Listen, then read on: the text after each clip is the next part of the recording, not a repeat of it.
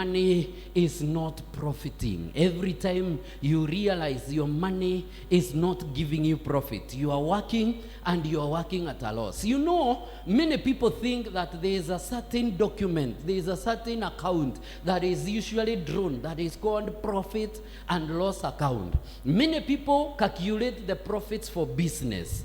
They calculate the profits for the work, the business they are doing, but they do not calculate the profits for themselves.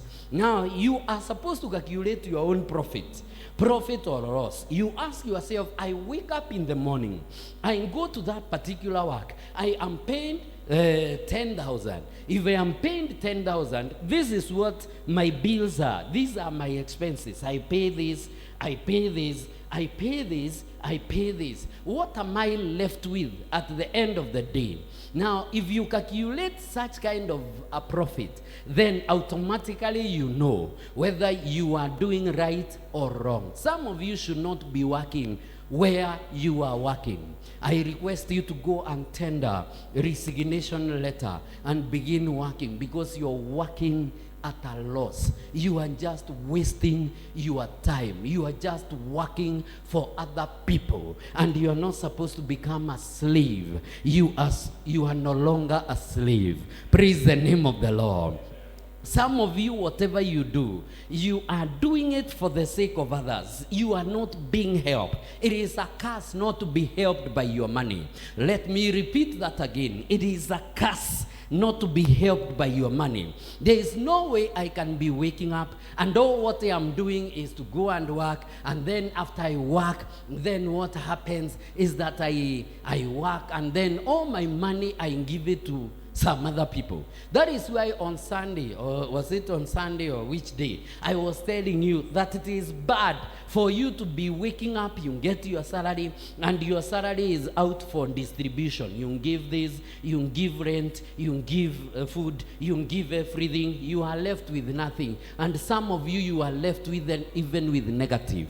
It is not godly. You are not meant to distribute. You are supposed to have left something in your income, in your pocket. If there is nothing that is left in your pocket and you're still working, please wake up and shake your head and know whether you are supposed to be in that job or not, and look for another job that can be able to give you that which you can give. There is no point of staying in that job just because people are looking at you and they are calling you working class, and even you can't send your mother sugar. You know, if your mother doesn't have sugar in the house, you cannot be able to afford to send that sugar to your mother. You cannot help your siblings just because you are there saying you know you are working, and even during Christmas when you go there you borrow because you cannot even afford Christmas. What have you been doing the entire year?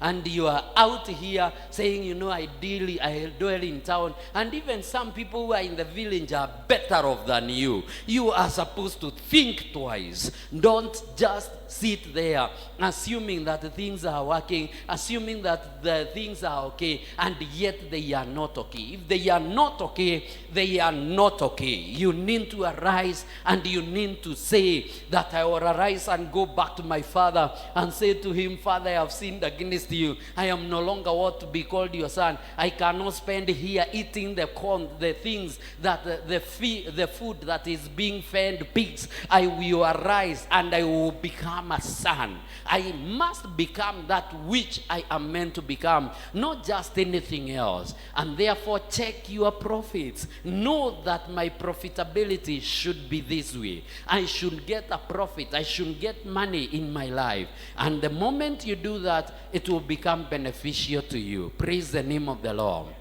It shows you are a good manager when your profits are okay. When there is something left in your pocket, whatever you are doing, there is something that is left in the pocket and you are doing it nicely. Praise the name of the Lord. But you also know that you are a good manager if you realize that your money is actually okay. I don't know how to place it, but you know, it should have some proper activities. your money. When you get your money, some of you keep it in the bank, which is okay. But that one is the least that God expects you to do.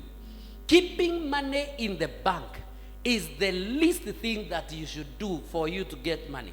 You are supposed to have money working for you. You know you're a good manager when money works for you. Praise the name of the Lord. You check whether money is working for you.